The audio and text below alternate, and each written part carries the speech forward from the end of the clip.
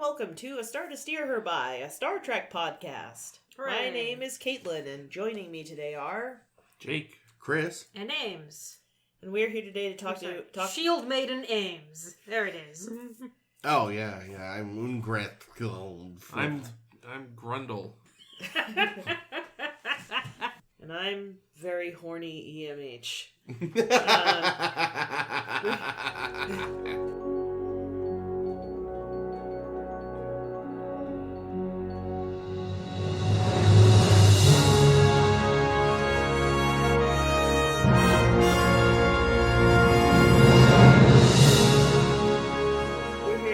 About 2 episodes of Star Trek The Voyager, episodes 11 and 12 of season 1. This will be State of Flux and Heroes and Dreams. Demons.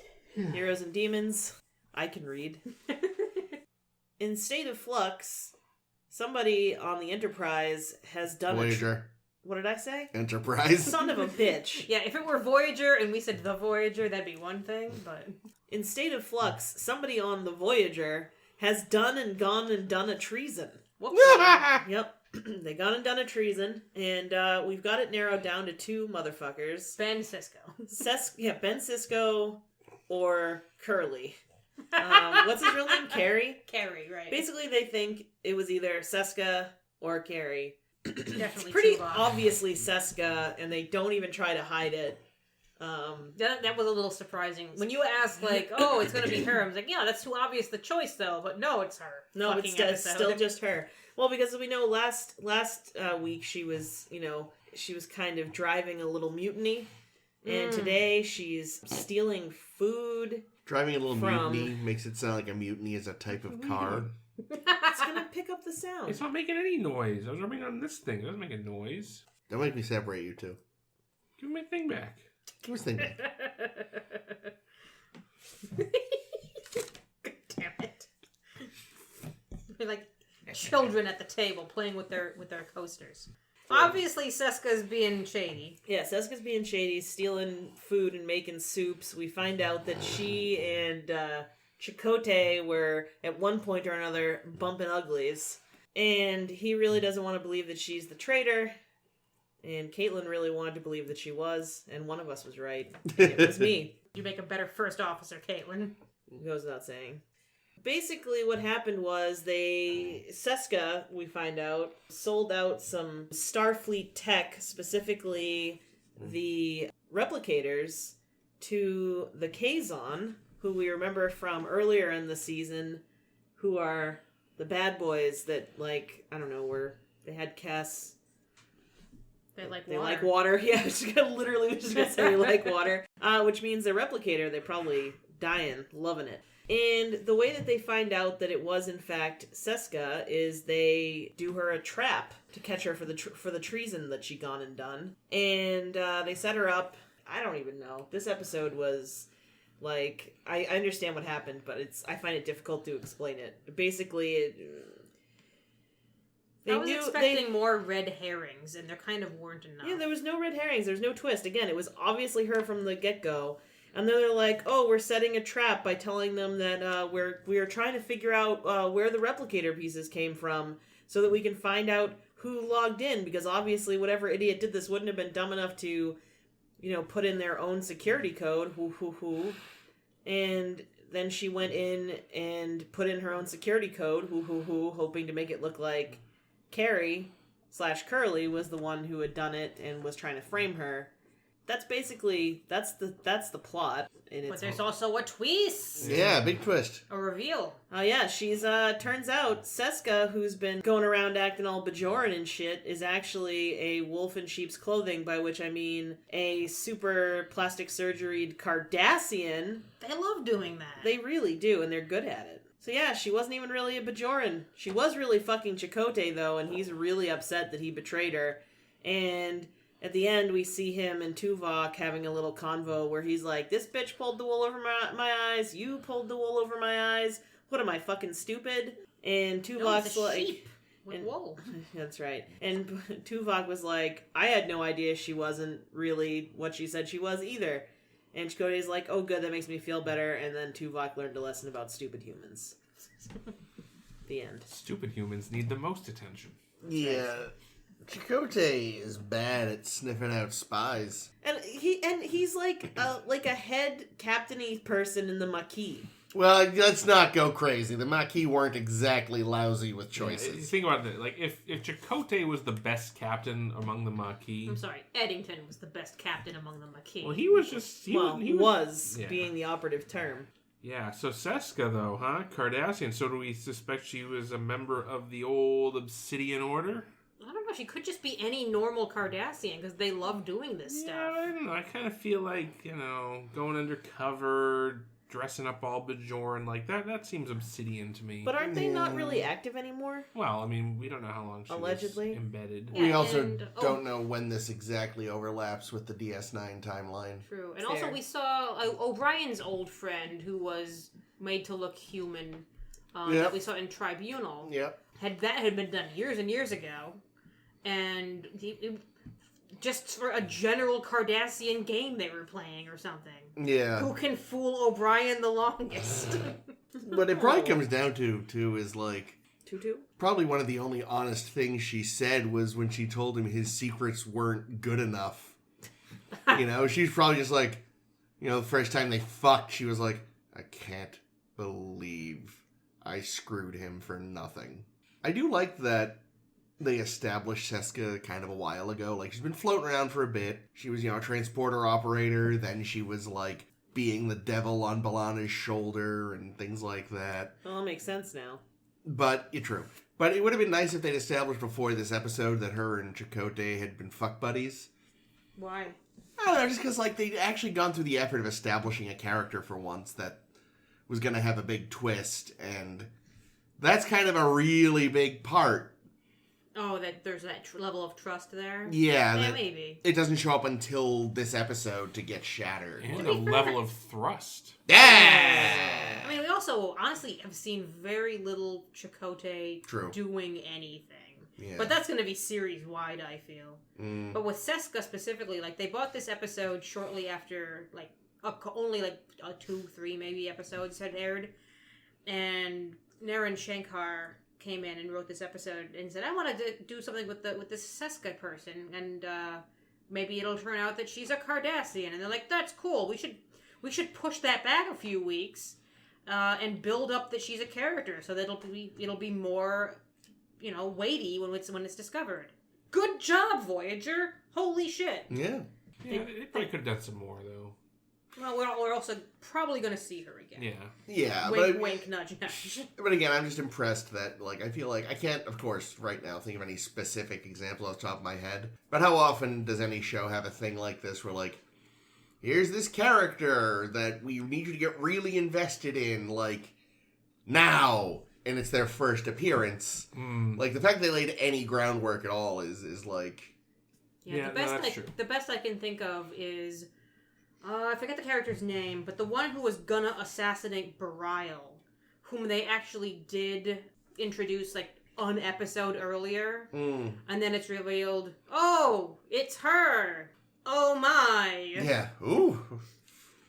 Yeah, like, Seska's think- been floating around. She's been doing stuff. Yeah, but the thing is, I already didn't like her. That's fine. It's just, but she was a presence, Yeah, but, like, I feel like if you didn't like her because she was, kind of bitchy, and she had that Maquis defiance to her, and... Well, no, I didn't like her because she made B'Elanna do treason. Exactly. That's what I'm saying. Like, she wasn't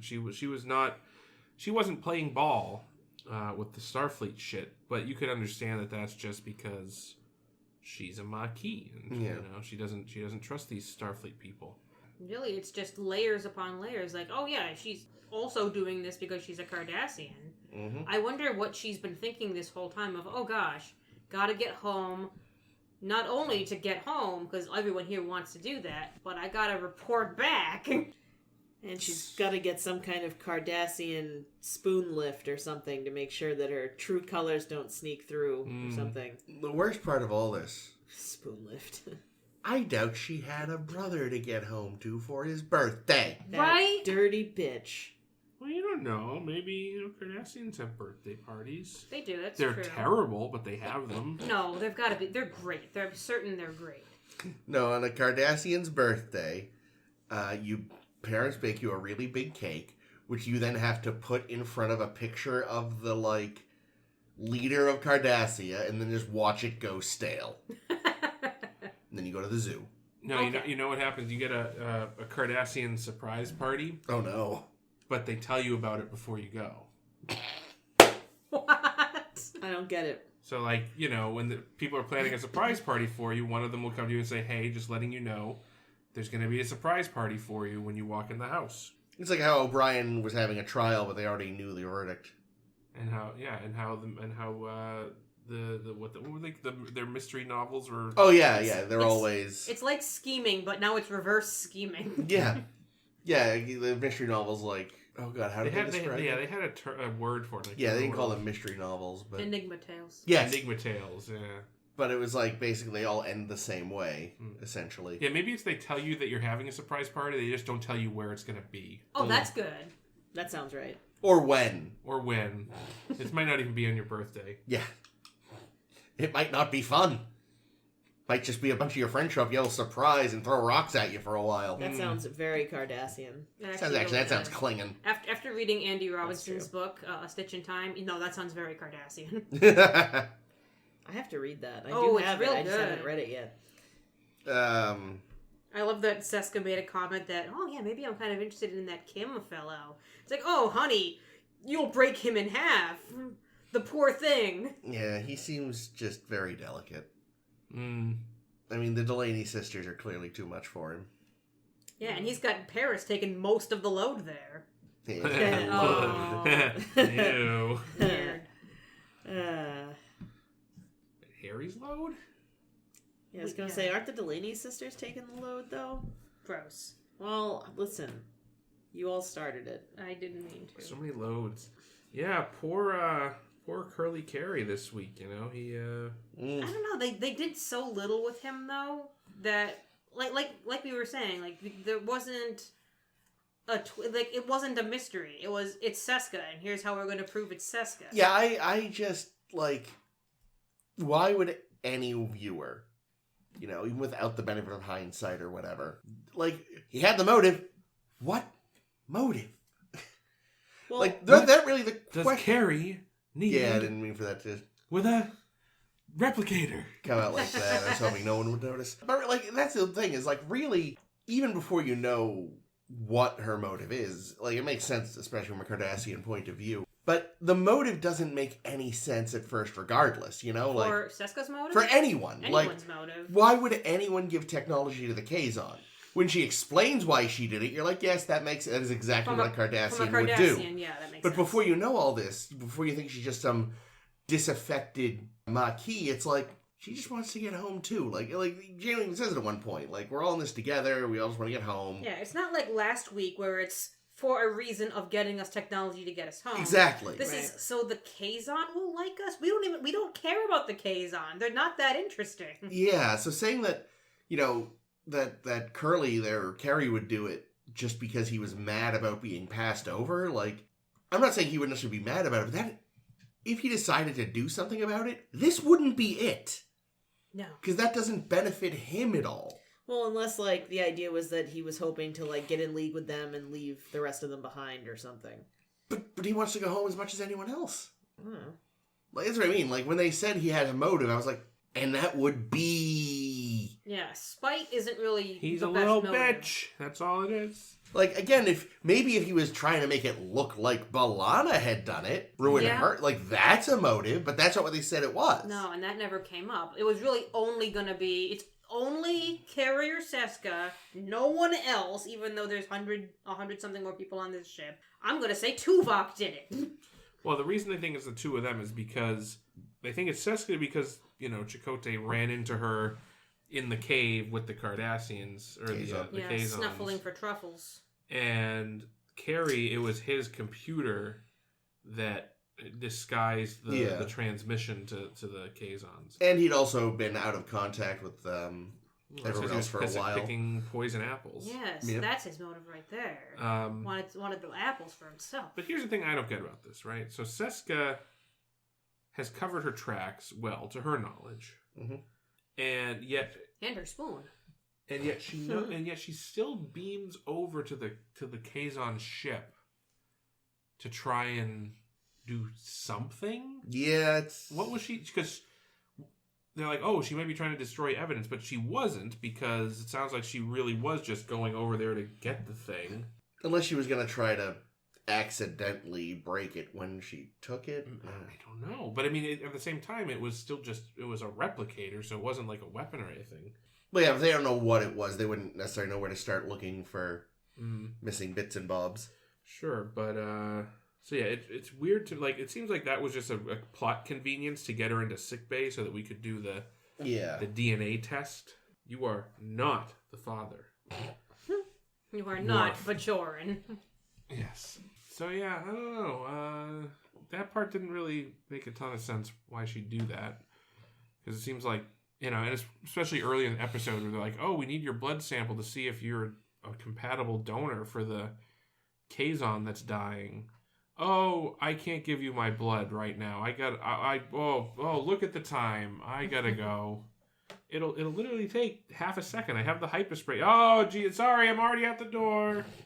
You really think, like, someone of her skill, presumably, could have just, like, hacked in and put in a fake record? I mean, That's the bone marrow story, that's not half bad. That was pretty good. I don't know if that was like a prepared backstory that she had. Must have been. They're not going to send her in without a full brief.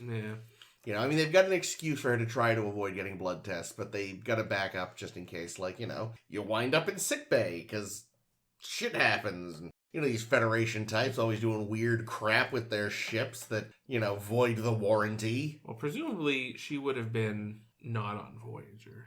Like, her assignment wasn't to Voyager. Her assignment was to Chakotay, and then presumably at some point she would have gotten them all killed. Yeah. But not before banging Chakotay. Apparently, she brought him the mushrooms, and then she got the mushroom. Oh, Yeah. no. Wow. And I realized she also made a reference to his guide animal. But I also wonder, because she's pretending to be Bajoran but actually Cardassian, I don't think they would even understand the relevance of that in his culture, really. They might think it's just a human thing. What do you mean? Wait, who would? A Cardassian. Well, she knows. I'm sure she knows because she knows Chakotay. Because he told her. Yeah. Yeah, he was just like... That was one of their first dates. Would you like to meet your spirit animal? No. Animal guide. What's his animal guide again? We never He's never said. Oh, he doesn't say? Janeway's was a lizard. Will he ever tell us? Probably not. Do you think after they fucked, he was like, oh, hope you liked that. That was my animal guide kicking in. But I don't know what the animal guide would be. I'd like to think his is a very pudgy badger. Aw. Like a British badger, the ones with the stripes like from Frog and Toad. And they drink tea. Badgers drink tea? English badgers too. Oh, evidently. Because they're English. Adorable. Seska's would be a Cardassian vole. Seska's would be a douchebag. A wild douchebag. Tom Paris? Hey. He's a very he's a domesticated douchebag. Well, that's the thing. I bet you, if she did do the spirit guide thing, animal guide. That's the one credit I give them on this show, is they don't use that terminology. Yeah. Yet, for all I know. But the thing, like it's obviously that they just came up with a term. I'm assuming, is animal guide a real Native American term? I don't know. Couldn't tell you. Just to avoid saying spirit animal, right? So I'm betting that it may. I'm assuming Chakotay does the animal guide thing with all of his dates. Oh yeah. Because I mean, it's a pretty cool thing, right? You get to play with the little doodad. You get high. It's great. So I wonder if she had to pretend that she saw some Bajoran animal. Oh, yes, it's I really don't know any fucking Bajoran animals. It's a Bajoran horse. It's a that's the other Bajoran thing. yelling cloud. So we find... Perfect. Thank you, Jake. We find these apples and shit on planet, and we're like, oh look, it's this planet apples. And I was already done with that because every planet has the same fucking fruit, evidently. Sometimes it's painted a weird fucking color. apples. Like the ginger that was standing in for the Leola route. Yeah, the ginger had a paint job on it and some Fake fronds added. Yeah, like, I don't think this apple was painted. I think it was just an Asian pear. Oh yeah, that. Oh, yeah, I don't think the apple was painted, but the ginger the definitely ginger was was. like painted something and had like. Oh yeah, it was Carrot greens spray attached painted to it. gold or something. It looked dumb as hell. Also, I'd like to think that Chakotay really did bite into it, and it really did taste like absolute shit. It was covered in spray ginger is. paint. Oh yeah, that's also true. Oh. Everybody's favorite. All right, anyway, the reason you should betray the ship and do all this stuff, the actual motivation Yes. here, is that everyone hates Neelix's cooking that much. Yes. Well, like I said, her motive did make sense from a Cardassian point of view. It's like, let's make friends with some nasty people because we need We love strength nasty in our people. corner. Yeah. Man, and they got the worst hair. Oh god, it's so bad. Okay, so explain to me, because there was a lot going on this episode. There's always a lot going on. Why exactly were the Kazon turning into rocks? Because I may have misunderstood It was some kind that. of so they didn't know how to set up the replicator properly. Oh, that's what was happening. And- okay, Yeah. And I like, got and like you now. some of the radiation that's in the replicator, I don't know why replicators are floated up with radiation. That's terrifying. That not just any radio, like this fucking nightmare yeah, shit. and apparently, if you get exposed to that radiation, it causes rocks to grow on you or You something. just meld with the wall. Or... Was that what it was, or because it looked like shit built up around them? That's a good question. Remember that time that Kira got stuck in a piece of rock, but it wasn't really Kira? Yeah, It's like that. Yeah. It was her Yeah. It's friend. like that. I was thinking of the Pegasus, which got Oh yeah, stuck yeah. in a rock. Yep. Also that. Yeah, and then the one guy that survived for a while until his friends came and killed him. Thanks, friends. That guy, like, he got like rock in the blood or something. Yeah, or- his cells were fusing with metal. He was literal Iron Man for a minute Yeah. there. Too much iron in your blood. So whose blood did they transfuse? Apparently, a bunch of the crew. Really Mm. interesting. I was so reminded of that episode, The Enemy, where Worf refused to give blood, organs, something Blood to the Romulan. to a Romulan. Yeah. I wouldn't take your blood if I were dying. You are dying. Well, still not doing it.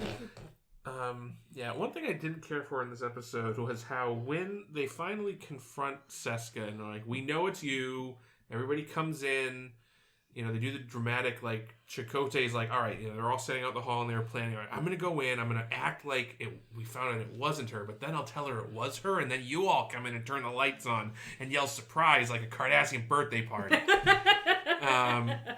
But Oh, that's how a Cardassian birthday party really works. You get arrested at the end of it. Yes. you get arrested. Sentenced to death. Yep. Surprise! You're going to prison. But what I didn't like is that when she finally realized that she had been found out, she immediately got like that like evil voice. Yeah. And it's like, yes, and we will make power with the Kazons and now I will beam away. It's kind of like how when he was revealed as a spy in The Rocketeer, Timothy Dalton suddenly got a bit of a German accent. Yeah, Right. that's true. Yeah, I was hiding my real self the whole time. Is that how she started talking in this film? Pretty much. Pretty much, yeah. I don't know. Haha, Chakotay, you slept with me. I fooled you. Fool you. Also, Chakotay, I faked it every time. Well, because that makes sense. He just looks like he's bad at it. Cardassian G-spot's in a totally different place. It's the spoon. It's under the spoon. Under the spoon. Under the spoon. Under the spoon. The forehead spoon or the chest spoon? Both. Yes. Do you think they have a little spoon right above the butt crack? Yes. I hope so. So, as usual, any fucking jackass on the ship can just use the transporters willy-nilly. every fucking time. None of these ships have any security, and they haven't learned from any previous episodes. Well, in fairness, she was the transporter operator for a time, so... Still, like... You think during this whole crisis, Tuvok would have been like, I'm gonna lock everything out again like I did a few weeks ago. How many times do I have to tell you to put locks on the doors? How many times do you have to tell her? Yeah. Daily. Like when she beams away, Tuvok looks slightly like, oh, well, I fucked up. It's like, yes, you did. Well, it's the second time. Like, it was also I keep calling them Cardassians, the Kazons that killed the other Kazon, you know? Yeah. How'd they get a fucking weapon past our man Tuvok? Well, it was hidden in the ring, wasn't it? You know, Odo would have been that ring, okay?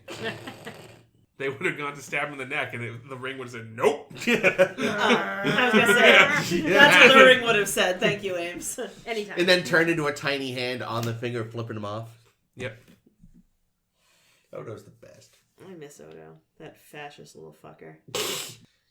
So, we're running a little long. Do we have any quick-fire notes or anything? How may I be honest with you today? Oh, Excellent. that was great. Tuvok is pretty good, because he's got the Vulcan down, which Yeah. I can't say about most Vulcans. Yeah. Like, he's good at that, but he's also got the Vulcan sass, which you'd think is, like, the one emotion they're allowed to have. So Yeah. it's excellent. I'm a big fan of his. Yeah. I really like him, too. He's like one of my favorite characters on the show, I think. Yeah, 2 more quick notes. The working title was Seska, but that gave away the twist. Not that there even was much of a fucking twist. And also, Mulgrew was sick during filming, so she was only in for a little bit of it, and they divvied her lines up amongst the rest of the cast. Oh, interesting. But that's why you don't see a whole ton of Janeway this episode. Huh. Oh, wow. Hey, you know who else wasn't there? I don't think we saw Neelix, right? No, he was there at the beginning. Yeah, with the Leola root and describing the effects that's of the right, apple. that's Eat right. the ginger. And he called Chakotay Oh, to no, it's the complain. next one he wasn't in, Yes, that's right. To complain about the mushrooms. Yeah. right? He's not in the next one. No. I don't If think he is, I don't remember I don't him. think he was. Maybe that's what I was thinking of. Was he filming a movie during this? He was Unferth. Was he actually? No. No. But tell us about Unferth, Caitlin. Okay, Heroes and Demons. Well, it's our first holodeck fuckery episode, and it's unlike any other holodeck fuckery episode, which is kind of nice. Sort of. I mean, things do go horribly wrong, but this time we don't have, like, Moriarty sneaking out and holodecking around the ship. Instead, we're gonna send another hologram into the holosuite to do things. Cut it.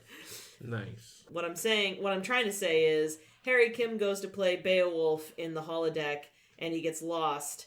And so they go after him, and the people who go after him are also lost. Who was sent in after him anyway? Tuvok. In Paris? Chakotay. No, yeah, Chakotay? Tuvok and Chakotay. Well, anyway, yeah, they go after him, and so we're in Beowulf, and they're like, we're gonna fight Grendel, and Grendel just zaps them, and they're gone. And it's like, what the fuck? Where did Damn they it, go? Grendel. This isn't how it goes in the book. Fucking Grendel.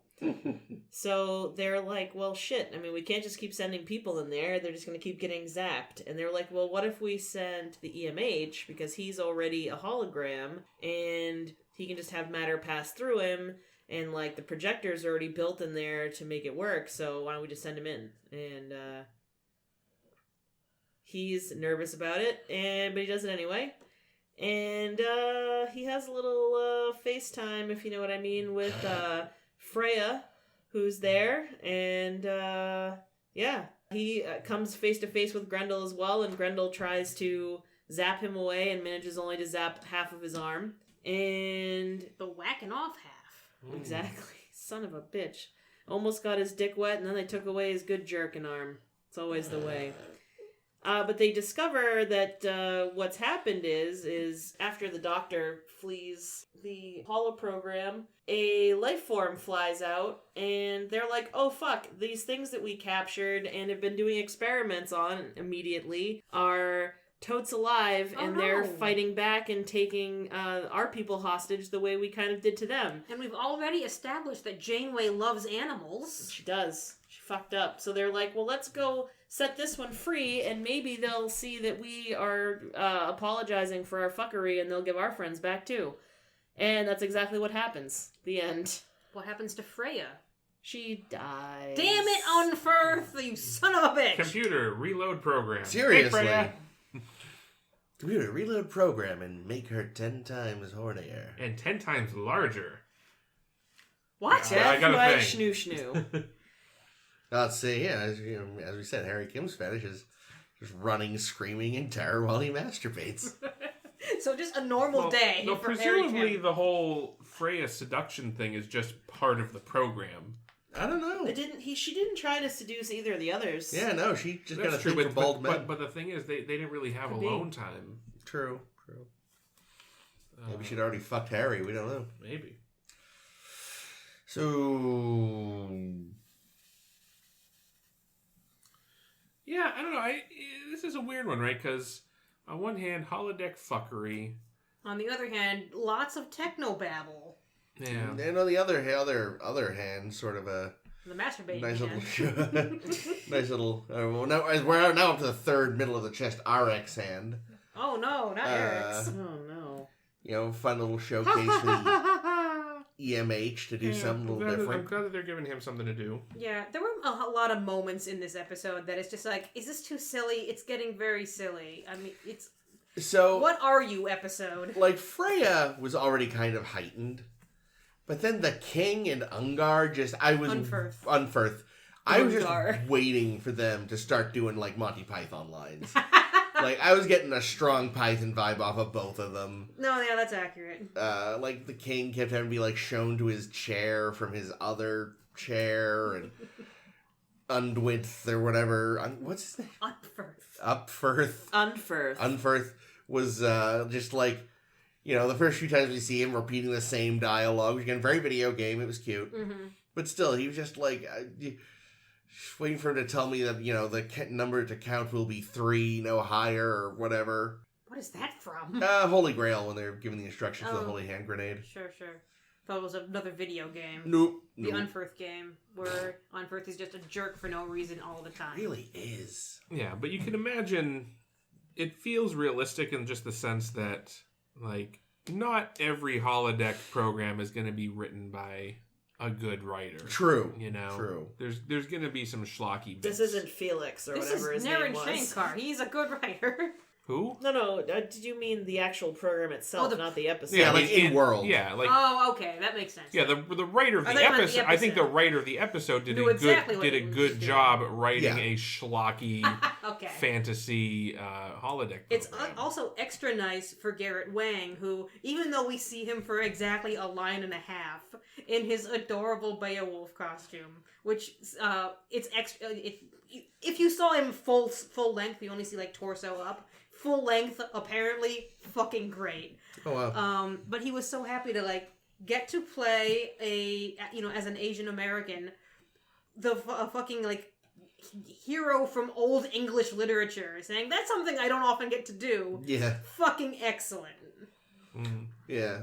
Well, that's, you know, it's funny. Again, it's supposed to be like 6th century Denmark, and they're, you know, yes, straight and raven black hair. It's like that. Yeah, that would have stood out. Yeah, that's none of the Swedish characters. So yeah, that's Harry Kemp. Got it. Yep. Check. And also, they managed not to like do a racism by being weird about any of his, you know, Yeah, he had distinctive hair, not but Danish features aside from the hair. yeah, that was in no way a problem. It was just how you identified him. He's the only person that's not blonde or gray. And also seems vaguely afraid of sex. Loves Grendel though. What is Grendel in the original story? Do they ever Grendel's really describe kind of, it? Yeah, Grendel's just kind of a monster-y thing. I've seen the image that I saw when I was looking up this some Beowulf stuff for this episode is just like a large trolley-looking thing. Because I don't remember if I ever read any of Beowulf in college. I feel like I probably did. That was the hilarious thing about this episode is that Shankar, after starting to write this episode and being like, man, this is kind of Beowulf-y. And I read this, I don't have any idea how, because I don't remember any of this, Naren. And he says, oh, yeah, and then all the other people in the writing room and the staff, none of them were familiar with Beowulf, and I was surprised. Man, I had to read Beowulf in high school, and it was the version, I mean, I'm sure a lot of them are like this, where it's like a 2-column layout in the book, and it's like the modern translation and the original Old English, which is basically German. Which, complete, and it's like, oh, okay, I can kind of see like what these words might mean. And it's like translations all the way down. The reason I know much of anything about Beowulf is in one of my history classes. The activity we did with it was we had 4 translations of Beowulf, and the teacher like had us read like each passage, like a passage of each from a certain segment, and compare them, because each translation would like use a different verb for whatever this original word was supposed to be, and each one ends up giving like a very different feel, a very different like emotional style of just how fighty we are against Grendel, and just how heroic Beowulf feels, just based on the translation, and they're so wildly different. Yeah, well, when you think about translation, like, what's interesting too is you've got things like that. Like, so much depends upon, you know, like the translator, their time, and the other time place they're from, you know, and sort of like, even if you're trying to say capture the original value system as best you can, like, there's still going to be issues of, you know, say you want to, well, it's like, I don't know if Beowulf was, but I remember reading once about trying to translate from the vernacular. It's like, all right, so I'm going to translate it into the vernacular, but modern vernacular, because that's the impression that people would have gotten at the time, was like, you know, if you translate into English vernacular, but of the time, it's still going to sound heightened, because, you know, fucking what we look at as all highfalutin Shakespeare was just how people goddamn talked once, more or less. It's a heroic, epic quest. It's gonna sound like really fucking overly heroic-y and all this, no matter what. The other interesting thing about Beowulf is there is only one existing codex of the Beowulf story. Oh wow, I didn't know that. And there's lots of debate. I didn't go too far down it because I don't give a fucking shit about Beowulf. But there's a lot of discussions, evidently, about, like, was it prior to this one existing written copy we have an oral tradition, or was it just written here, and that's basically when it started? Like, how much of it was around beforehand? Because certain references you see could either have been from the time when it was running around in oral translations, or people writing it down, making fun of stuff from the past, and it's not clear which it is. But yeah, even then, trying to like find the translation when you only have one source material, and of course a lot of it was burned in some kind of burning that happened. Like a fire? Yeah, like a fire. No, like a CD. Oh god, well, that's especially with, like, I don't know about the Danes, but I know with, like, other Western cultures, there was this bizarre thing for a while where you never took credit for writing something. This was Old English, not Danish. Right, It's just about right. So there about the Dane. It's about a Swedish hero that goes to Denmark, but the story is told in Old England. But yeah, British. They love that kind of shit. But yeah, and there we go then. Like, there was this tradition, especially in England for a long time, where, like, for some reason, I don't know what it was. It was explained to me in college, and it's been almost, 20 years or whatever, but a lot of people wouldn't take credit for original writing for some bonkers cultural reason. Be like, oh, I found this book and translated it. Because if you wrote it, they'd be like, nerd. They probably just wouldn't respect it because it wasn't old. Maybe, yeah. Again, it was explained to me, and I have unfortunately since forgotten. But so, yeah, even if this was actually just new at the time, the person who was writing was like, no, I found it, bought a book in Denmark, translated it. It was by some guy named Jürgen. Jürgen. No, but overall, I love the idea of getting EMH out of medbay. That's a lot of fun. You get to stretch your legs a little bit. Yep. And your dick. And your arm. Oops, Oh. where'd it go? It's over there I'll now. give you a hand. Yeah, that was another joke Shankar made for people who get the Beowulf reference, because when Beowulf kills Grendel, he chops off Grendel's arm. Oh, look at and this that. is the reverse. So good job. Oh, I didn't get. Yeah, I've never read any. Could we have another nerd, please? Nerd. Thank you.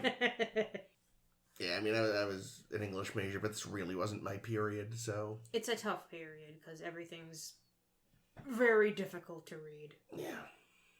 Yeah, I think I had it 5th period right after lunch. See what you did there. English class. I don't get it. You said it's a tough period. Oh, that fucking shit And balls. 5th period Son after of a- lunch is pretty tough because everyone's all, kind of weighed down. Yeah, You've yeah, clearly yeah. woken up a bit more than the rest of us. Sloppy toilet piss? I literally had just forgotten what I had said, though, so... I also tried to look a little bit into our friend Dr. Schweitzer, Schweitzer. as EMH gives himself the name Schweitzer. Schweitzer for the day Yeah, to go is it play. Albert Schweitzer? I think so. Because that's the first person that sprung to mind for me. What, who's that? It's just someone I'd heard of. Yeah, I started reading his wiki page. I zoned out. He sounds boring. Sorry, Schweitzer. Could have been somebody from between now and the 24th century also named Schweitzer. Schweitzer Well, obviously the listens reference- to this podcast. The so reference I'm glad that Shankar was making was to that particular Oh. Schweitzer. And he really, really assumed that the rest of the writing staff would make him would just change it without his knowledge. Yeah, they're not going to like this name. It's too silly a name. You want Freya running around yelling Schweitzer, Schweitzer? That's stupid. But then they kept it. He was shocked. Albert Schweitzer looks like Mark Twain and that guy who often plays a cowboy Oh, yeah. had a baby. Sam Reagan? John Sam Wayne. something. Sam... O'Neill? No, say from He was in Big Rockwell. Lebowski. yeah. I can't remember his name. Yeah, he's like a theologian. Sam Elliott. Sam Elliott. That's Oh, one. Sam Elliott. Yeah. Which immediately turned me off to reading anything more about him. So Well, according to this, it's he was a theologian, organist, musicologist, writer, humanitarian philosopher, and physician. There you go. A Lutheran, Schweitzer challenged both Polymath. the secular view of Jesus as depicted by the historical critical method current at his time, as well as the traditional Christian view. His contribution... I know he loved Jesus a lot. I don't hear what... He's like, more Jesus always. I will say, though, that motherfucker had an epic goddamn mustache, so... Jesus? Big Schweitzer, time. but... Big time. No, Robert Picardo. Let's talk about this episode some more. Now that we've Yes. got my boring research out of the way. Well, the research isn't boring. Schweitzer is. Yeah, that's right. Beowulf.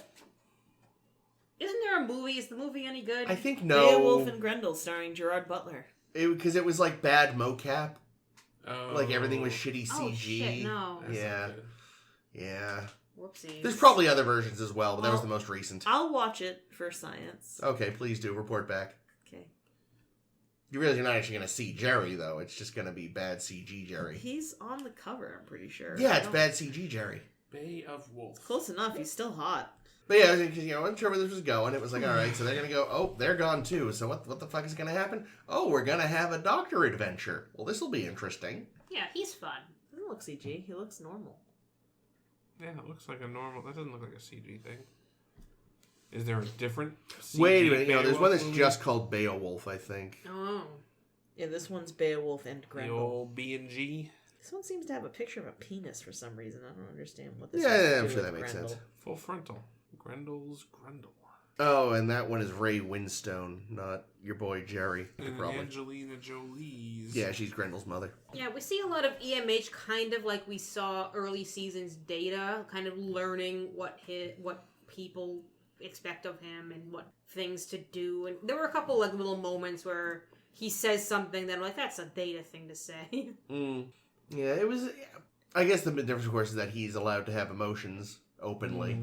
Whereas I know we talked about the fact that Data definitely had emotions at points, even though they claimed he didn't. But with this, there's not even a pretense, and, the fact that he's, he's a little nervous, He's like, I don't even think he thinks he can be killed, but it's just like something he's never done. For him, it's the weight of expectation. Well, also, it's his first time cosplaying, and you can tell in his dialogue he doesn't quite fit in. It's hard for him to play along. Put him in a costume for the Oh my god, they should. I was kind of like, especially since he was going in a very different way than the others had, I was hoping they were going to have him go in full kit, rather. Oh, maybe a kilt. They should have him in full kit, complete with a Schweitzer mustache. Like, just to really finish off the look.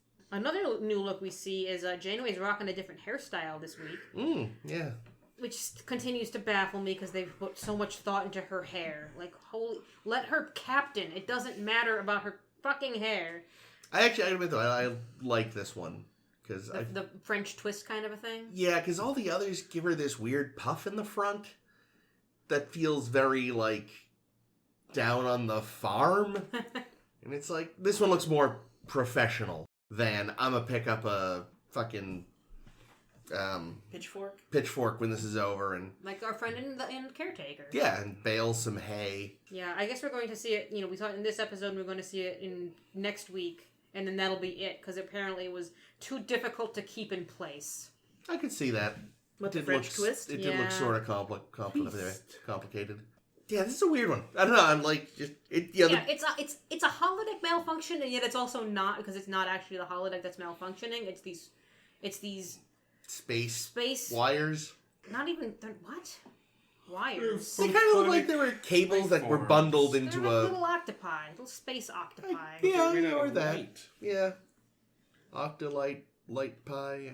A nice light pie. That was the other thing. It's like, wait, so we're already doing we didn't realize this was a life form thing again? Didn't we just do this a couple of weeks ago with that cloud? Yeah, and then also, like, the scene where B'Elanna and Tom are trying to track it down, and it takes them way too long to be like, I wonder if it's a life form. I don't think these people know they're in a Star Trek show, Apparently not. So that was a little weird. It was like, we're already... okay. Do we just do this? I mean, I guess, the payoff was the EMH in the holodeck, which was absolutely a delight, but everything around it's a little weird. But it was all kind of forced to get him in the holodeck. Yeah. So I kind of allow it just because it served its purpose. It was... If you pay just enough attention, it's not distracting. Yeah. But not too much attention that you're befuddled by it. Oh, shout out to the damage control crew. Yes. Oh yeah. Janeway's just like, we'll send damage control, and she just looks at two randos on the bridge. Who just kind of go like, I guess that's us now. It's damage control. It's literally a yellow shirt and a blue shirt, like. So maybe one of them's an engineer, but he also might not be. And the other, for all we know, is part of the fucking dental corps. The dental corps. That's a question. Is there a ship's dentist? Do they keep it separate from the physician? It's the same person as the barber. Yeah, I was going to say. Oh, wait, did we have this discussion once? That sounds really familiar. I want to say on Western Planet in TOS... Name is gone. Well, we did the Wyatt Earp episode. Because that's when barbers were dentists. But, like, I feel like we've actually had this discussion where I've said, is there a ship's dentist? And someone said, yeah, it's also the barber.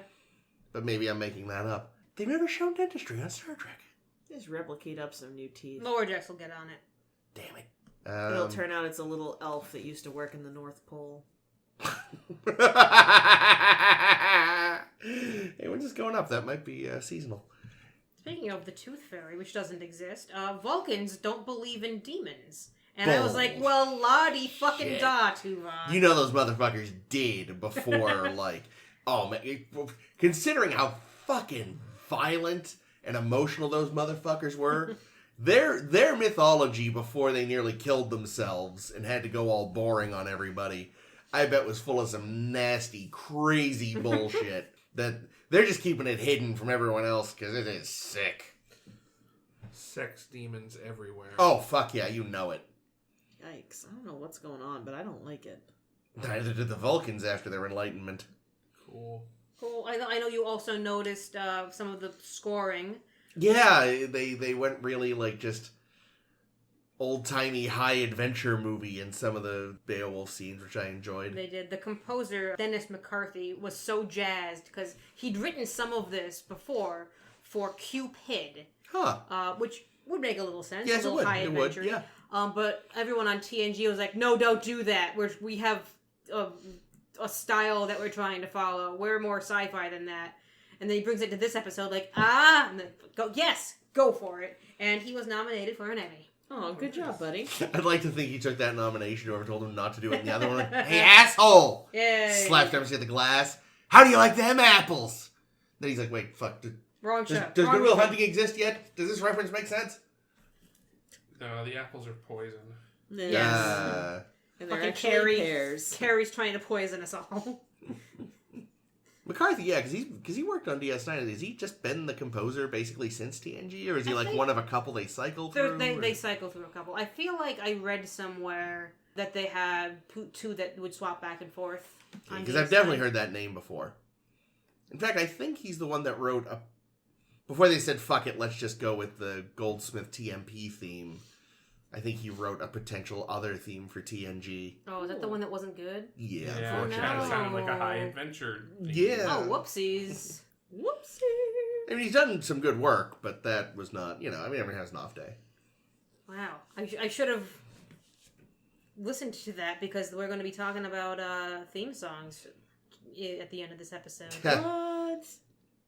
But before we get that, the one other thing I want to make sure we bring up is Schweitzer and how the EMH chooses not to keep being called Schweitzer. And it's actually quite sweet. It is. Because he said, the last I heard that name was from a dying Freya just fucking murdered by Unferth. And before she even got to give me the goods. Yeah, I don't want to be... every time I hear this name, I'll think about how I didn't get to bang Freya. And I guess, for him being himself a holographic being, like... Yeah, on the one hand, reload program. On the other hand, like... That would be weird for him, in a way it isn't for us. That's true. It's like... There's a falseness to it. Well, there's a falseness to him. He's not fully people. It's very fascinating. Yeah, but there's a little bit like because that she's more like him than a regular person. Like I could see it feeling, for lack of a better term, sacrilegious. It's like I've revived this dead person, but they don't actually like remember me or know who I am or anything like that. Or Well, that's depressing. Yeah. Yeah, I mean the ending I think is meant to be a little bit of an emotional punch. Yeah. And then he goes back about his day in medbay, poking various instruments. Good acting, Doctor. Yeah, Bob, just poke some stuff. Boop. Yeah, we want to fade out on you doing work. Poke that, and then poke that. Like I said, my headcanon is that he's making sure Kiss hadn't fucked with his radio presets. No, 2 is supposed to be NPR. 3 is supposed to be classical. Frasier? Is the Frasier theme one of the themes that we're going to be evaluating today, Ames? Let's find out. I've got a list. So there's going to be a lot of fading out and fading back in due to copyright. Yeah, and also because some of them are a minute long. Some of them are like 2 minutes long. Some of them are Faith of the Heart. And that exactly. We don't want to listen to all of that. Yeah, no so one does. Chris is going to do a whole lot of editing. But yeah, if you liked listening to all the different lovely music from this episode, sounds nothing like anything else we're going to listen to right now, because we're going to be talking about all the different series theme songs throughout the many years as our blog post activity this week. I have all these linked somewhere, probably our Tumblr. Hey, go check out our Tumblr at sshbpodcast.com. Listen along with us and, make a lot of judgments, because some of these are very meh. Some of them are great. So these are, just to clarify, strictly the themes or the opening sequence in its entirety? Strictly the themes. Okay. The opening sequences we're talking about next week. Okay. So are we just talking about the shows or also movies, or what are we No, doing? the movies are huge, and I couldn't even tell you what the theme of any movie was, because they don't really... Depends They on the don't film. really theme. Some have very specific themes. Some like sequences have specific themes. It'd be too much if we did the movies. That's fair. And Chris has already done the movies for us. yeah, on the and things topic. segue into others in weird ways. Yeah, it'd be hard to do. I was okay. All right, let's start her off. We're going to talk about the TOS theme thong. Theme thong? Theme thong. Jesus. Hang on. Yeah, this one didn't have the vocals. Yeah, it was also slightly truncated. Was it? A little bit. There was a little bit Well, missing. this is season 1 and 2 TOS. Okay. I don't know how different it is from season 3 TOS. I've got it if you want to listen to that one as well. No, I think too in the first couple seasons, I don't think they. Oh, so that's just season 1. 2 and 3 is a different file. Yeah, they may not have done the vocals right away. Like, there were a lot of iterations at first before they landed on the version. You want to listen to the other one? Yeah, why the hell Only not? a minute long. Yeah. So Yeah, so 2 and 3 is the one with the vocals. I gotta say, I like the yeah. the vocals. They add a lot. Same. the one thing I think a lot of people don't consciously Ooh, hi, notice. kitty. The one I pointed out to Caitlin once, and now she curses me because she can never not notice it. God damn you. The bongos. Oh no. There are bongos in the TOS What's theme. wrong with the bongos? You don't like the bongos? No, I love the bongos. It's just very 60s. And a lot of like later when It's very Desilu. yeah. Yeah, true. And when people cover it, sometimes they don't do it. Bastards. In fact, even the big, the Orchestral kind of. yeah, the 2009 version, the end credits is just the original TOS It's theme, nothing but bongos. but fucking huge, but no bongos. Bitches. They But- fucked it up. Discovery season 1 finale TOS themed cover, very prominent bongos. Good for them. Good If you for know them. what I mean. So, a brief question: do we hope they bring back the narration before the theme for Strange New Worlds? Oh, that's interesting. Because they dropped the narration thing after TNG. Yeah. Unless does Prodigy have it? I haven't seen it yet. So, No. so like I You've mean, seen it because they've released it on YouTube. oh, that's right. That's right. Or you've heard it. at Yeah. least. So should they have our boy Anson Pike Mount. do the little narration first, I think they should give it to number 1. or that? And the question is, will they give it a new theme, or are they just gonna bring back the TOS theme with bongos? Yeah, we'll find out when that comes out. That'll be interesting. But again, I'm not waiting. Yeah, like no. last week, I didn't wait for the Strange New Yeah, Worlds God title knows when it's card. gonna be. This week, we're not waiting for that. Yeah, but yeah, no, I love the original, love the bongos, love all of it. It's perfect. Yeah, I love the vocals. I think are very cool. Between that one and Enterprise's theme, it's the only ones that have vocals. Yeah, it's so classic. It's impossible to separate Yeah. nostalgia and anything from this theme song. You guys want to listen to animated series? Not really, but I know we have Keep to. coming. I'm Here we go. I'm dying. You're dying. I think she was joking though. No, it wasn't. No, I don't think that's bad. I dare say the theme to TAS is the best thing about the show. I think that's bar. a cool song. Of course it's a Here's low the thing. bar, but Here's still. the thing. Last week I said it was like it belonged in a fucking game show, It definitely does. which maybe Oh my! or yeah, like match alternate. game. Alternately, it also could have been. I feel like maybe an alternate take for the Love Boat. Yeah, because it feels not only Fantasy not Island. only like it belongs on a game show, but a game show specifically from like the 50s or 60s. it sounds Oh, it's so exactly like a 70s. game show from 1973. Yeah, Okay. no, it's the 1970s, the one era where going into a bar and saying, "Hey, baby, I'm a game show host," would get you laid. I don't know. Chuck Woolery's pretty great. Well, he Yeah, was till he until he got the started internet. having ideas Oh on Twitter. no, Yeah, no, Chuck, you yeah. monster! You He's don't a piece wanna of know. shit. We were Chuck talking- Woolery. We were talking about him recently, Jake. I forget why. He was I the don't know who he host of is. the Newlywed Game, and then he went on to do Lingo, and Lingus. He's done a shitload of things. Yeah, a Love it. bunch So of stuff on many. Game Show Network. But so I get divorced from Star Trek. It's a very peppy 70s TV theme. Maybe And that's what it is. Maybe it's the peppiness that I'm like, that's not sci-fi. it's not. Well, it's not Star Trek. What? But this is a cartoon, Chris. It could have been Remember. maybe, I don't know, what's another science fiction thing it could have been? Lost The in Star Space. Wars Holiday, Lost in Space. It's very Lost in Space. Or the Star Wars Holiday Special. Gil Gerard there. Or Space Truckers or whatever that, no, that was a What? movie. Buck Rogers. Buck Rogers. It's camp. It's way more camp, is what I think it is. It's too camp even for TOS, which is saying something. It's TAS. That's why. Yeah. It's too camp for fucking 66 Batman. Jesus. All right, Jake is still dying. Yep, next. Oh, hey, a song we know and love. Ba-ba-ba-bum. Mm-hmm. Of course, Excellent. originally the motion picture theme.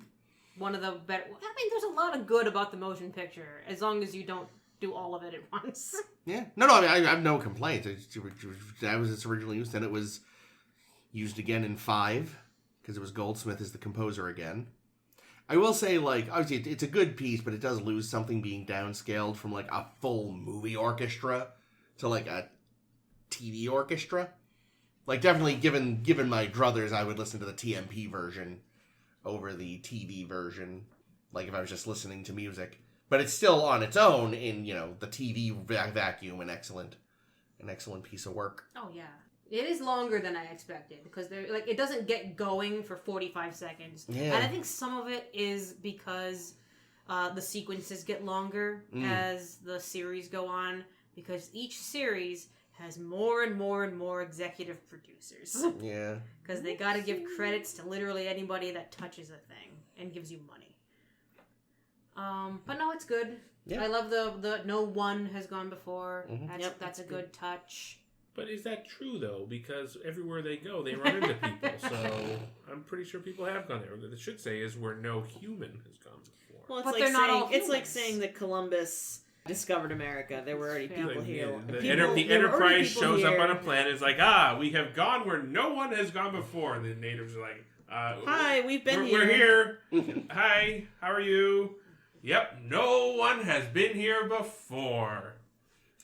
Well, because where no Federation citizen has gone before is a bit clunky. Too many syllables, yeah. Okay, there's 2 versions of the Deep Space Nine theme. Yeah. I don't know how much of a difference there is. The second one's a little faster and Yeah, adds it's some a little- orchestration, I It's a think. little peppier. Do you want to listen to both or just that one? Either one. Which? With Deep Space Deep Space Nine? Nine. Both. Both? Great. Yes, both. Thank you, Caitlin. Well, I love it. I mean, it's my favorite, so. I thought the same thing. The exact same fucking thing. I really like the big crashing noises. I don't know if it's like one giant drum or if they've got one of those big wind making stuff, like when you go ziggy zag with a saw. Those kinds of noises. Those are nice big It's funny. exclamation point sounds. For the, it takes place on a station mostly. And yeah, they go places eventually here and there, but it's like, this one is so big and sweeping and does really work with that, like, yeah, it's space, but we kind of try to have our music sound sort of naval sometimes. Like, you can just see a big old ship crashing through the waters and going out there, but we're actually mostly staying here. We're gonna let out there come to us for the most part. Yeah, it's easier that way. It's Mostly like the Golden Pertwee Cot. years. That sexy fuck. Yeah, there's Seriously. something even with the big sweeping like crashing noises. There's something that's also quieter about it. Like there's less like action sound and more. Well, because it's slower paced. Yeah.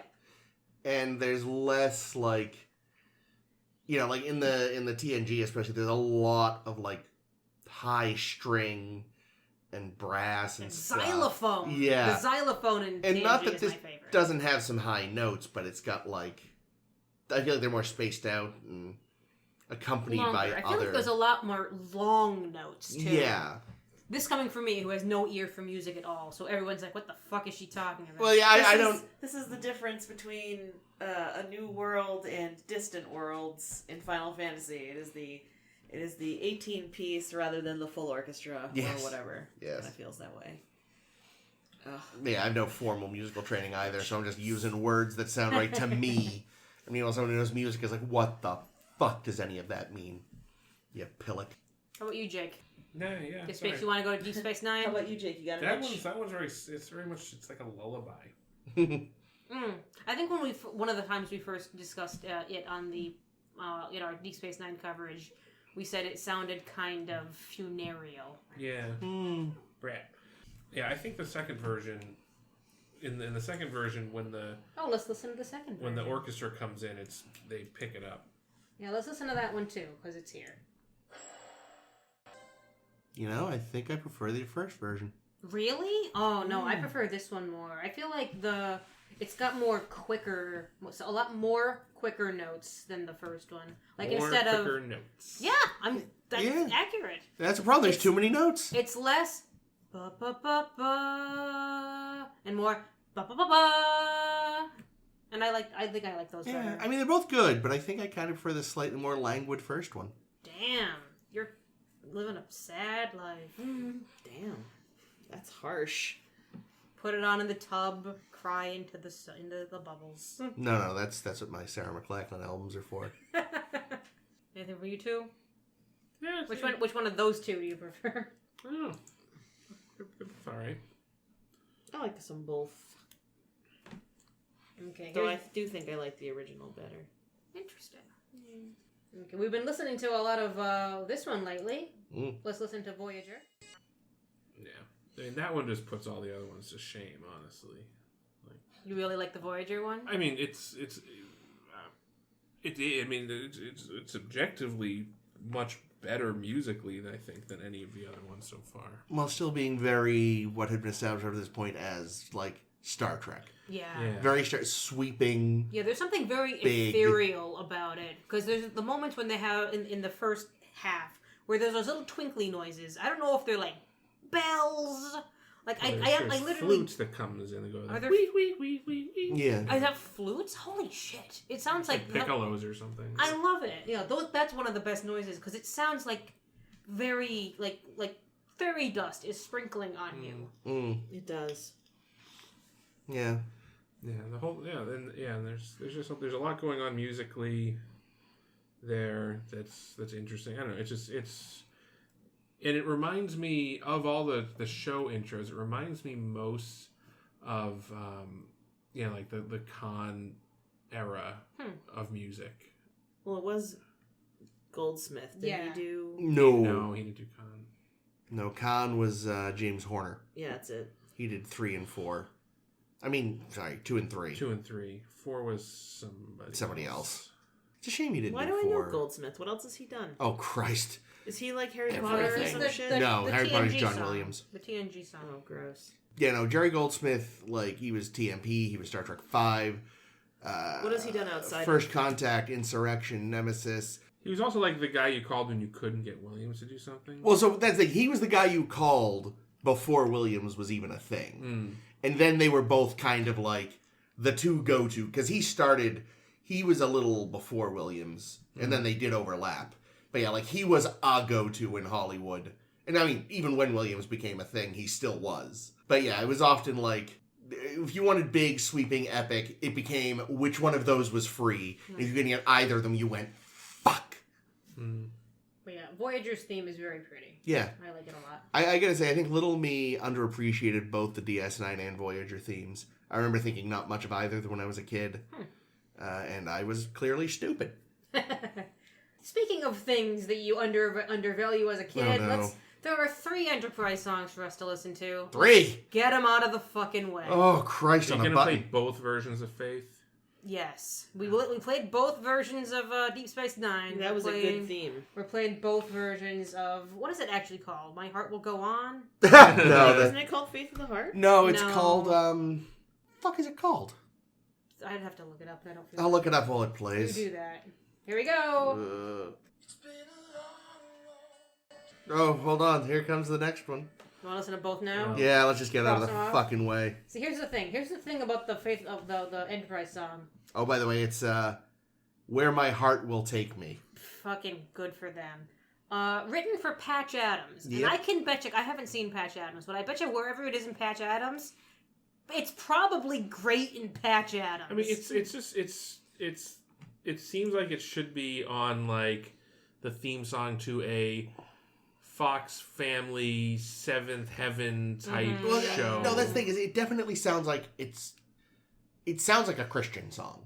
Oh yeah, Like, it definitely, like, I remember when I was a kid, one of the, they used to do commercials for CD compilations. Remember those? Yeah. There was one that would always play for these. I will dream of your love for... No, that's not how it goes. It was the...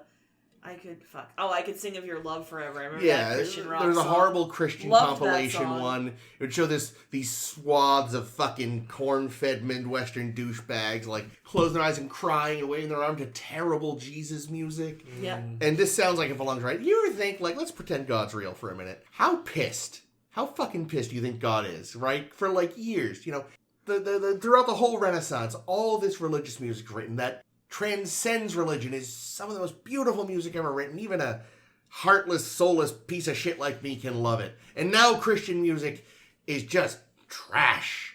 It is so bad. Oh, God must be livid. Let's listen to the second one. Yes, let's. Also, the Patch Adams version sung by Rod Stewart. Yeah. Not Russell Watson. Yeah, I was gonna say, the thing is, it feels like a Rod Stewart song. Yeah, I mean, that's better than the first one, in my opinion. But, Barely. Agreed. yeah, not by a lot. I don't know if it is. In a way, like, everything it gains by being over sooner is almost lost by those terrible little 80s-ass guitar licks at the end. Stings, yeah. But those are in the other one, too, though, isn't it? Maybe, who Maybe knows? they're more noticeable because this one's way twangier. So much. I mean, either way, you know, it's on a... it's the intro to a show called Higher Faith, starring Kirk Cameron as an angel who fell from No, heaven? he's a dad. He's just a single dad. Who meets an angel. He's a single dad, not divorced, widowed. I get where you're going with this, I think. Well, where are you... Tossed salad and scrambled eggs. It's Hire Faith. Faith's the nanny he hires and That's falls in right. love with. Oh. I wasn't gonna be a nanny. I was trying to think of like he hires somebody, falls in love with somebody, but I was thinking okay, of more, fine, an au pair. But yeah, I like nanny. Nanny works. And Faith's the name of the nanny, and they have all kinds of hijinks. Yeah. And what's Christian weird, hijinks. Christian hijinks. And what makes it really weird is that the actress playing Faith is Candace Cameron, his sister. Oh. So it's a little icky, but Little? But it's a Christian show. They Well, I was never gonna show say, anything. they never have Yeah. sex or even True. kiss. They so never it'll touch. Be fine. I guess Candace can just be like the kooky aunt. There we go. Neat. Yeah. What's almost fascinating about this song is that tons of people on shitposting claim they love it. And I think they're just doing that ironically or for attention. I do genuinely think some of them have wound up with musical Stockholm Syndrome. Like, they've done it as a joke for so long that on some level they've actually begun to like it. Because that's how the brain works. Yeah, they treat it like it's part of their character. Like part of their personality is liking this song because no one else likes But the this song. thing is, so I'm assuming originally they were planning to go with Archer's theme, which is the end credits theme, and then like at some point at the last minute they're like, nope, gotta put in a fucking crappy rock fucking thing. Yeah, I was tempted to wait until we get to Enterprise to do this particular activity, but Jake talked me into like, nope, let's do it now because we're gonna listen to it eventually anyway. Yeah, I wonder if it was like they realized the rights to Magic Carpet Ride would be too much for a TV series. I do love, I'll try to find it. Someone from the shitposting group posted on YouTube Zephram Cochrane's launch where they replace Magic Carpet Ride with this. Oh yeah, I've seen it. And they did it really well because they managed to like get the Foley back in. But in that version, Data actually does blow up the ship just to make the music stop. Yeah. Good. Yeah. That's what he should. I remember before Enterprise came out, I used to post on like Usenet groups, and there was an ad for Enterprise that had not this song but a different like rock song or something for it, and I remember people being like, "Oh, this better not mean the music for Enterprise." Nope, it's something And I remember worse. posting, I was like, "No, they won't do that. They'll definitely have some orchestral thing." Boy, was I wrong. How pissed were people? Were you still on those boards when they changed the theme? No. Because I imagine people were like, guys, I heard they're changing the theme next year. And we're all excited. And then it turns out, no, they just tweaked the existing garbage. But you said there's one more. There's one more. Chris is going to like it. Because, as I mentioned last week, when we looked at title cards, there's a different title card. There's a whole different sequence for the Mirror Universe pair of episodes for Enterprise. And they went so far as that they have a whole new song. Next week, we're going to talk about the whole intro itself, because there's a whole new intro for the Mirror Universe episodes of Enterprise. I'm going to play it right now. It is not Faith of the Heart. Oh. Amazing. I don't think it works quite as well divorced from the visuals, but it's still amazing. Are you kidding? I loved it. And I was thinking it sounded like a Final Fantasy soundtrack theme, and then the vocals kicked in, and I was like, oh shit, not only is it a Final Fantasy theme, it's a fucking boss fight. This is great. I like, Ames, what you said while it was playing is that it's sort of piratey. Yeah. Which is perfect, because what's the evil version of the Navy? Pirates! Oh my goodness, you're right. Yeah, it starts off and and I keep thinking like this is gonna be a haunted house. Like this is gonna be what's the you should go on Netflix House on the Hill, House on Haunted Hill. House on Haunted Hill. It sounds like kind of eerie, spooky, and then it just becomes a swashbuckling adventure. But evil. Sulu would love it. Oh god. Yeah, that is so I don't good. know if I can like have an actual objective thought about it, just because it's mirror universe-y. It's so different, and I just know like they did this specifically for a mirror universe episode, which is going to be absolutely wild. It just as a counterpoint to Faith of the Heart is so good. Yeah, thank God. But it's really good. Like, I Yeah. really enjoyed that a lot. Yeah, wait till you watch the whole sequence next time. It's a hoot. And a holler. Sure. Several hoots, one holler. Anything from Jake? Yeah. No? It's alright. It's good. It's not bad. Yeah, it's a good song. Alright. These ones aren't on Memory Alpha, so I'm just going to start playing the intros and then hide the screen. Alright, so let's listen to the Discovery theme. I don't think it changes between seasons, or if it does, I don't think it's noticeable. Like, the visuals change here and there. But I'm pretty sure the song remains basically the same. Yeah. Yeah, so I've always loved that one. Yeah. Really? Like I don't from know if its I have. Premiere. I like it a lot. Yeah, who's it by? I don't remember. It's not Giacomo, It is it? is Jeff Russo. Right. He's done most of the music for the new stuff.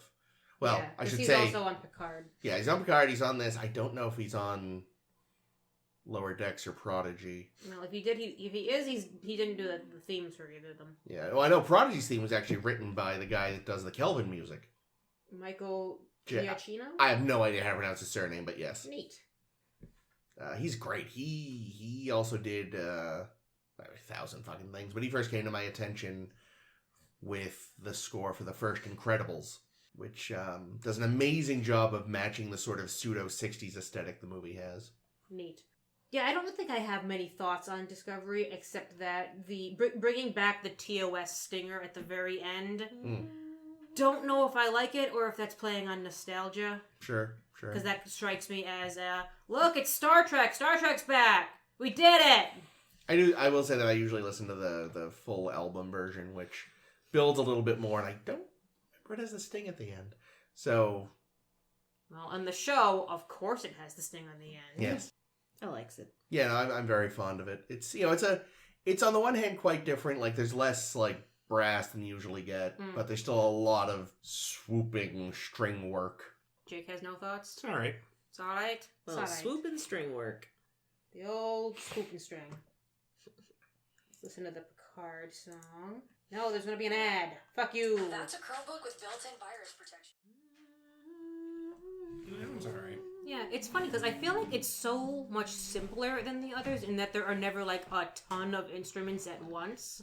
Like there are fewer layers of instrument happening.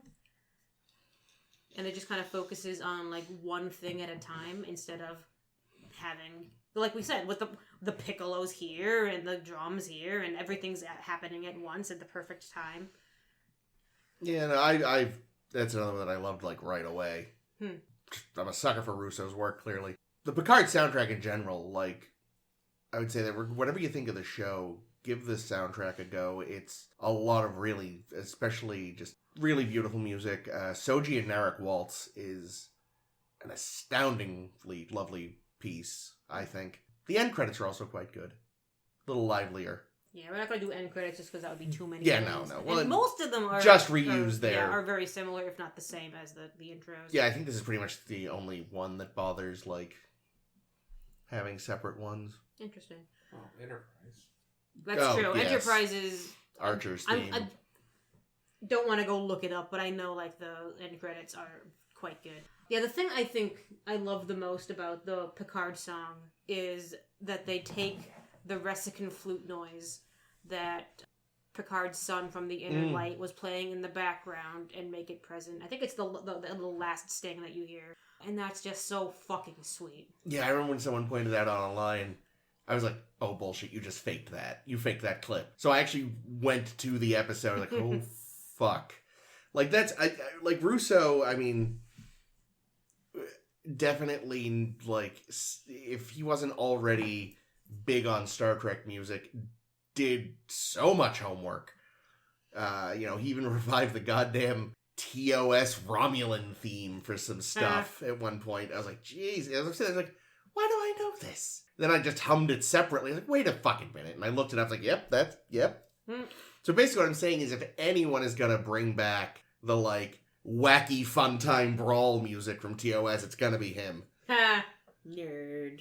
Yeah, I think it's very different from the other themes in its kind of simplicity and its sadness. It's closer maybe to the Deep Space Nine in that it just has... It's very somber. It's emotional more than it's like a big adventure show, because I feel like Picard as a show is more about the emotions of the characters than it is about the big... It's not a crew show. It's not a ship show. It's not even a station show. It's a Picard show, and it's about characters. It's an old man trying to undo his last mistake. Nemesis. It's about an old man trying to undo his last mistake by making another bigger one. Oh, no way. Jake is a brat. There's no way this is worse than Nemesis. The show Picard? Yeah. Disagree. What? Well, No. how does it feel to be so wrong? I mean, it's a better ending for... Picard might be worse than TAS. Bro, what Wow. are you talking about? It's gotta be a few I years till we loathe get to it. I think really it's so pick this apart. bad, but that's just me. I Here's haven't the made thing, it's not my favorite show, but I wouldn't say that it's worse than TAS. I mean, I don't know. I think I would enjoy watching TAS more. I would you only would enjoy not. watching TAS more if there were drugs involved. The best thing about TAS is the episodes are short. So, No. And that theme. Speaking of cartoons, yeah, 2 more to go. We got Lower Decks on the line here. On deck, lower decks. Hey. I feel like there should be like a 21 gun salute under that or something. so it's not a bad piece of music, but Ames, why did you just play us the Galaxy I was Quest gonna say, theme? it's very similar to Galaxy. Oh my god, Quest. is it? We should listen later. That technically is a Star Trek theme, to be fair. Yes, Like, Caitlin. I don't remember exactly how it goes, but I could totally picture that, like, there's the piece in the movie where they're showing the opening credits to the in-world show. You can be, Tim Allen's there. Like, I feel like it's either the opening to Galaxy Quest or the Orville, or, like, it sounds like a Star Trek parody, not Star Trek. Like, Which is what Lower Decks is. yeah, so I guess it works. Like, again, like, just Buck Rogers, maybe, even, or... Buck Rogers is too busy rolling around with half-naked women to his goofy-ass theme. That's only in the very first episode when it has lyrics. The Buck Rogers openings are wild. Neat. That fucking show is amazing. I wish we could talk about that show. Like, again, it's not a bad piece of music, but it does feel like it's a parody, not an actual Trek theme. Yeah, I think it's fine as the song, and it's one of the better things about Prodigy, because I'm not a big Prodigy person. You mean, Lower Decks. Lower Decks, you're right, Lower Decks. I'm more a Prodigy person than a Lower Decks person. Prodigy's for children. Speaking of Prodigy and things for children, actually, there's song. Bum, bum, bum. That is very Kelvin. Is it? Yeah. Wow. Again, the same composer, so it makes sense, but... I like all the bells. Bells make me think of Future. Oh, that motherfucker loves bells. I like it. It's, Yeah. But it's definitely different. Like, it's... It feels fun, Mm. which makes It's sense. a kid show. Because it's a kid's show. It's watching it, you find it's more like Star Wars than Star Trek, which is fine. But yeah, it just feels like they're going for fun adventure, Yeah. which makes sense. It's like there are moments where it feels very Star Trek, and others where it feels a little more generic, and it kind of goes back and forth. Like I said, there's a lot of just that Kelvin-y feel in there. See, I don't find but the it's got Kelvin music fun, though. I find the Kelvin music... Well, there's some, I don't- like, what I'd say is, if for a comparison, because, yeah, a lot of it can be sort of slow and dirgy depending on the scene, but if you look up Enterprising Young Men, there's a lot of that in this. What is that from? It's a track that was originally in 2009 and then just woven through the remaining I hate that scores. it's called Enterprising Young Men. So one thing about him is he loves pun titles Oh, for his tracks, to the point that Disney, because they don't like fun, wouldn't let him do it for the Rogue One score. Ha! So his liner notes included the real titles.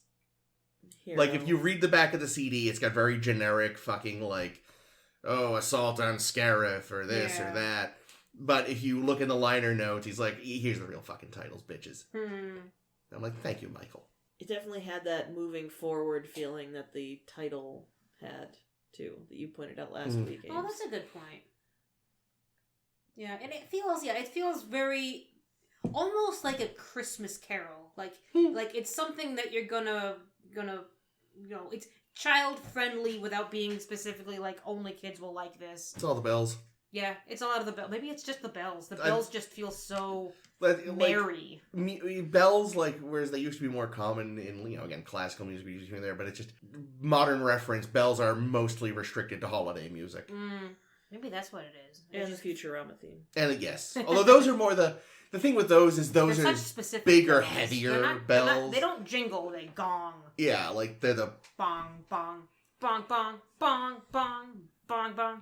And there's actually, I'll have to find it. There's a particular, I don't know if it's a classical piece or just a modern instrumental piece that is partially inspired by. Oh, neat. That uses the similar kind of big, heavy bell thing. That's a show with some damn good music, too. Futurama? Yeah. Sweet. So, is it time to do the usual? So we've listened to all the songs. If you want to listen to all the songs, they're linked here. On the Tumblr Faith page. of the Heart. For what? Worst. Oh, which one? Fuck. The first one. For God, me. they're both so bad. That cover I heard once that actually makes the Russell Watson version sound good. There's some version, some fucking woman sang it and gave it an extra level of country twang. And it was like, wow, at least they didn't do that. Was it for Enterprise or just for something? Just something online, I don't know. Yeah. Twerp was doing. God, which one though? You can Second one. Wow. Second one. They're both reprehensible, but that one is worse. For me, it was the first one. Or sorry, Where My Heart Will Take Me, whatever the fuck it's called. No, Enterprise. I'm just writing Enterprise. Yeah. So. I can't fit them all on one screen, so just remember which Favorite's one. gonna be harder, so give me some time. Yeah. Jake, do you happen to know? Yeah. What are your thoughts? Worst is First Faith. Antoine in season 1? Yeah, and best is Voyager. Jake came in already knowing, because he's watched these shows so many times. How about you, Caitlin? Enterprise 1 is the worst. Yeah, I gotta agree. The question is, which one did I dislike more? Because Congratulations, Definitely. TAS. You're not the worst. definitely one of the Enterprises. Yeah, TAS, it does what it needs to do for that show. Yeah. This does not do what it needs to do for the show. I mean, thematically, it actually makes sense, but it's still a terrible fucking song. I might keep saying 2. Enterprise seasons 3 to 4. That's the thing. Yeah, I'm gonna say 3 to 4 as well, just because I feel like the fact that they got it twangier just felt like it was distancing itself from the material even fucking more. So good. We at least have a varied answer in that regard. Sort of.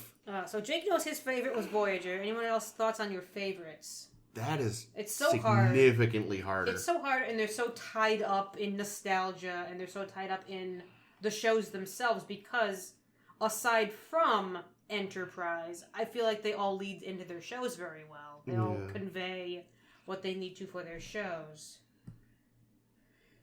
Oh, the Prodigy song is actually quite good, though. You cats know?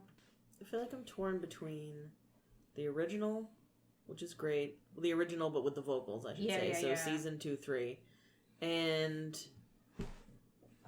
Discovery, which I like a great deal.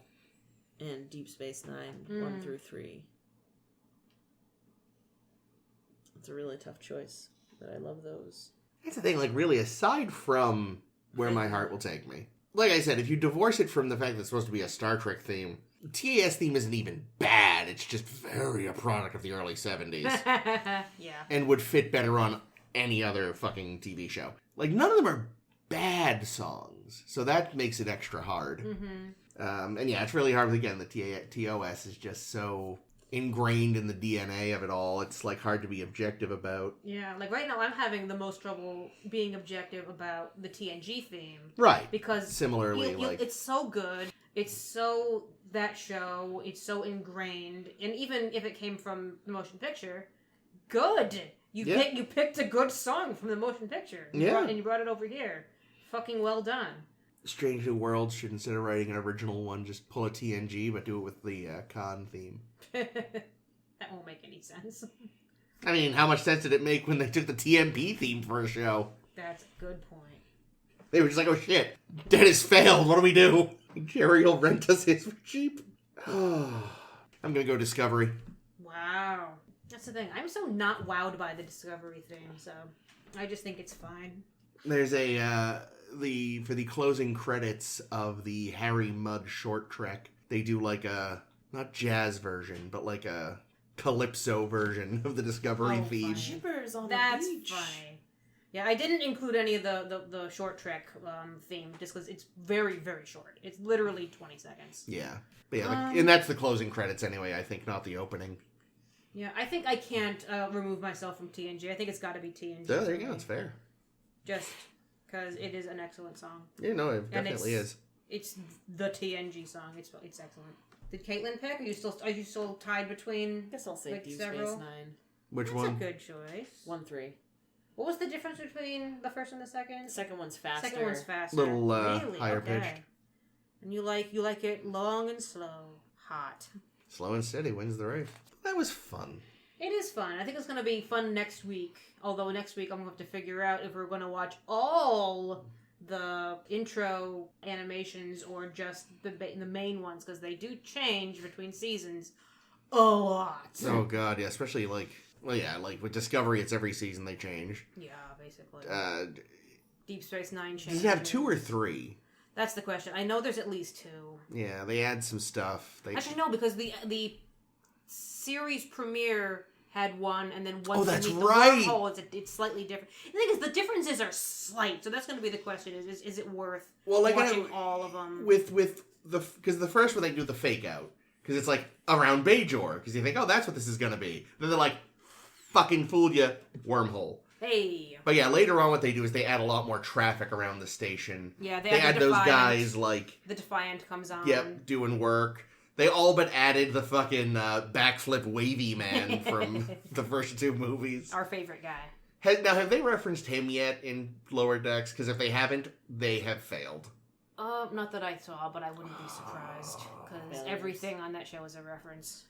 They don't make jokes; they make references. Just like Family Speaking Guy. of jokes, us and our podcast. Wow. Let's wrap it up. So next week we got more fun stuff on the way. This week we did all of the theme songs. Check it out right here on the Tumblr. Tumblr.com/SSHP podcast. You can also find it at SSHPpodcast.com, where you can probably find a way to all of our other episodes of our podcast covering all the other shows so far. We did some Star Wars, we did Fireflies, we do various other sci-fi franchises every so often. Find them right here on SoundCloud.com. Do the thing. You can find them on all your other podcasting platforms. You can friend us on the Facebook. You can friend us on the Twitter. You can friend us in real life. We need friends. We're very sad people. I don't. I'm happy to be alone. That's right. I have like 5 friends. 3 of them are in this room. One of them is this cat. I don't think this cat likes me that much. Oh, he loves everyone. Yeah, so find us, interact with us, tell us which theme songs you like and how much you have faith of the heart, because everyone online seems to think they do, and they're wrong. Tell us if you've seen the really weird first Buck Rogers theme. Next week we're doing more. Oh God, Voyager? more Voyager. Wow. Surprising everyone.